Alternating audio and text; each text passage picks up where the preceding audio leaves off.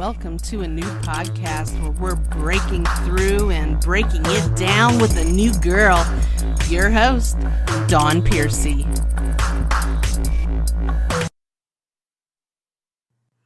Welcome to a new podcast. My name is Dawn Piercy and I am your host. I want to introduce a new guest, Eric Nelsen. He is an award-winning actor and producer. He's gotten 10 nominations and 5 wins. Eric, how are you tonight? And thank you for being a good new guest. I am doing really, really well. Thanks for having me. I appreciate it. Absolutely. Now, I know you have more than a few projects that you're currently working on and wrapping up. You've got some movies coming out this year, 2018, and we'll touch base on that in a minute. But I first want to say congratulations on the awards that you've won, and it's absolutely outstanding work indeed. And from what I've gathered, you're also the 2018 nominee for the ISA, which is the Indie Series Award for Best Supporting Actor in the Bay series. Can you tell us about that? Absolutely. Well, first of all, thank you for the condolences. I really appreciate it. It's been a fun journey, and to be rewarded for something you're so passionate about, it just makes it that much more gratifying. But yeah, as far as the Best Supporting Actor, so on the new season of The Bay, which is on Amazon, season 3, my character has a very, very tough storyline, and he's struggling with a lot within himself. And it was a challenge as an actor to kind of go to those places, but it's being recognized. And the Indie Series Awards, which are a very big deal in online indie content, it was really, really cool and humbling, and I really am grateful for the nomination. And they say that the Indie Series Award nominations are kind of mirrored to what the Daytime Emmy nominations will look like. So if all is said and done, and that is an accurate statement, which someone else has told me, then maybe there will be a Best Supporting Actor nomination as well at the Emmys, but we'll see. That would rock, because I know you've gotten 2 Daytime Emmy Awards for your role as Daniel Garrett in the Bay the series, and that was in 2015 and 17. Off that real quick, I actually received the 2 for producing. This would technically be my first for as an actor, which would be nice. Yeah, it would be really great. That's awesome. Now, I know that the ones for the Emmys, I know that you won in 2013 at the Cast Collaboration Award. Can you tell us a little bit about that? And that was for your role in the 2014 for the Gen Art Film Festival too. Can you tell us about that? Oh yeah, that was a film I did, an indie film that I did. I'm trying to think. Emoticon. Emoticon. Okay, yes. Okay. They're all blur together after a while. That was a lot of fun. I shot that in New York, and it had a great festival run. It went to a bunch of awesome film festivals around the country, and even internationally, actually, because our director, she has a lot of international exposure and stuff, so she was able to kind of take it overseas. But yeah, it had a great run. I play kind of the cocky, kind of badass boyfriend in the movie. Smokes a lot of pot, kind of does some things he probably shouldn't do, but it's always fun to play those roles. So it's absolutely. Now, for our guest, Eric was also a nominee for the Golden Derby TV Award for A.J. Chandler playing on All My Children, and that was the new rendition that Hulu had made and came available before the series ended. So you may have seen him on that.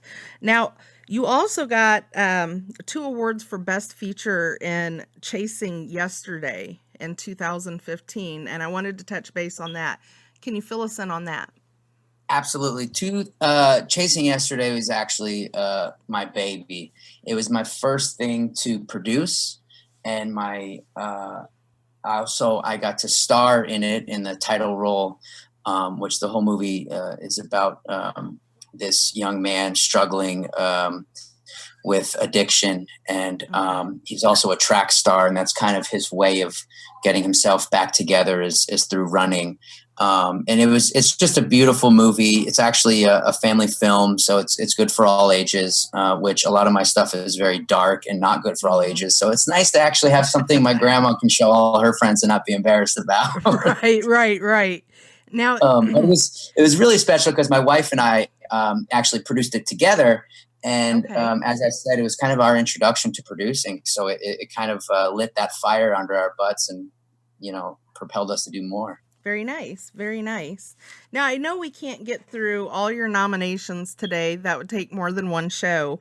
But I want to touch what you've got going on now. Can I know that you've had a few movies that you've either wrapped up or come out in 2018, Swing Low and Nightmare Cinema, and Mhm. Bloodbound. Can you tell us about those? Absolutely. So both of those features were the kind of projects I referenced earlier, those dark roles that I play. Right.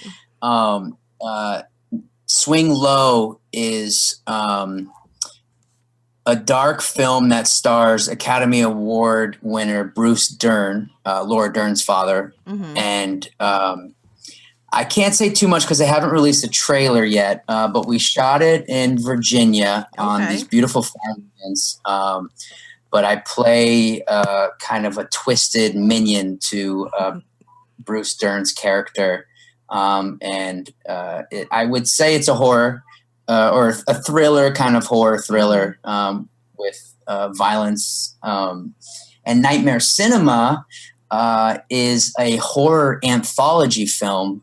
So basically, there are 5 different parts of this movie that are kind of strung together by one continuous plot line. Okay. And 5 parts are directed by 5 of the top horror directors in the world, which Really? is very cool because I never in my whole career been able to do one film and having 5 different directors' vision going into this film.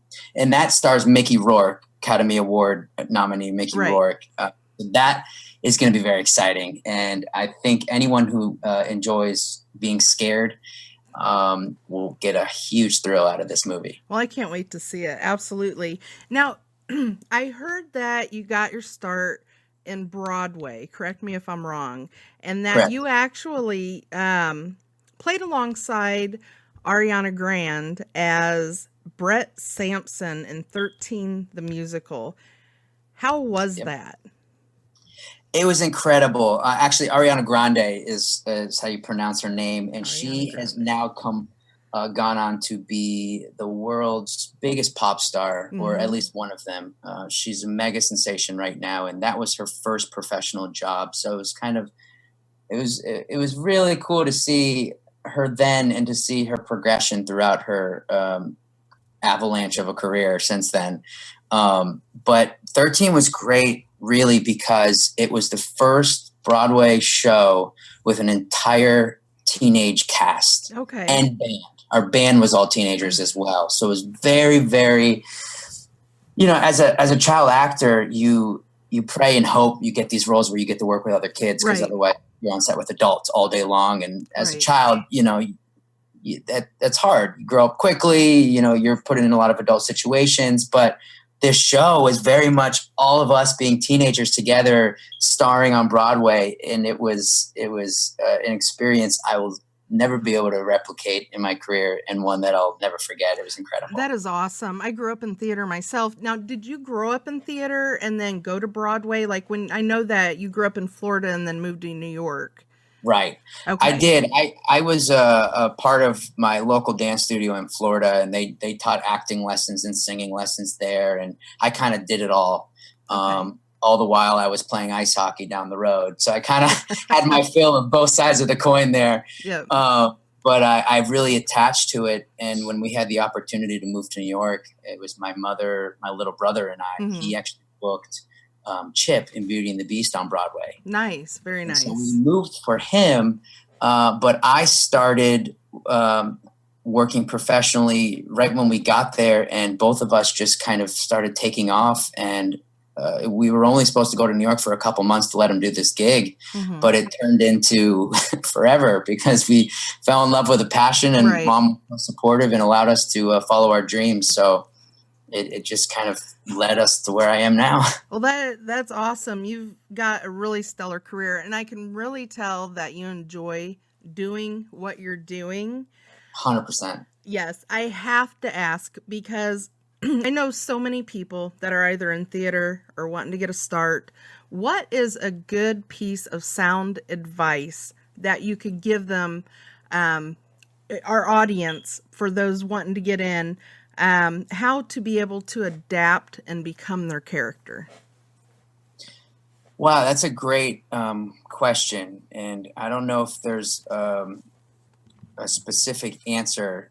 I think it's a little bit different for everybody. Mm-hmm. But I will say that if this is something you're considering doing as a profession, make sure you love it and it is 100% the only thing you can see yourself doing, because it's such a cutthroat industry, Yeah, it and is.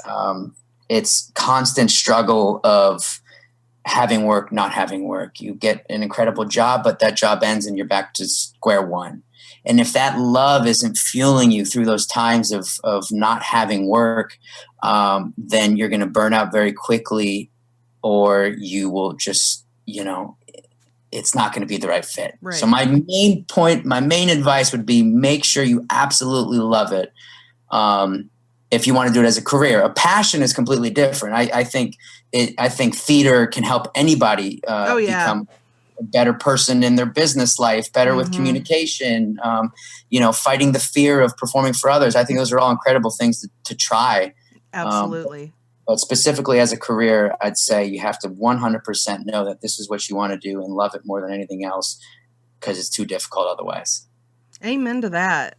Absolutely. I don't know how many times they say, "Well, you can go and want the part, but that doesn't mean you're going to get the part because it may It's, not be what they're looking for or have in mind for that character." So it's like, yeah, to keep in mind, you you just got to keep doing it, and yeah, and and you it do has to have to have a be. love for it. Exactly, and you have to have Absolutely. an accepting to rejection, because Hmm. most of it is rejection. Unless you're getting the job, it's because it could be for any reason. It could be because you have blonde hair instead of brown hair. It could Yep. be, it doesn't necessarily mean you're not an incredible actor, but there is something why you didn't get it, and so you're continuing on and knowing that you know it's a no for me, but Right. maybe there'll be another job here. You never Yep. know. So, for our audience that wants to follow you and keep up with what you've got going on and to find out when your movies are being released, where can they follow you at? I'm very active on my Instagram, which is at Eric Nelson Official.